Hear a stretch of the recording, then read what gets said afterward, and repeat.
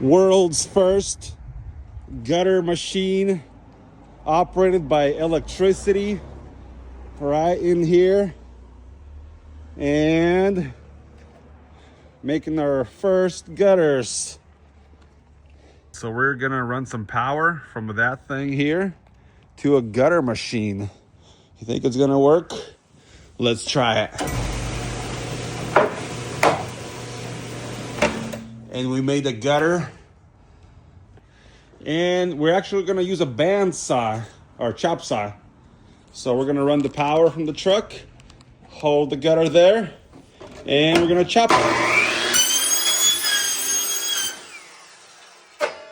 So we just made a gutter. By the way, we're doing the colonial style gutter.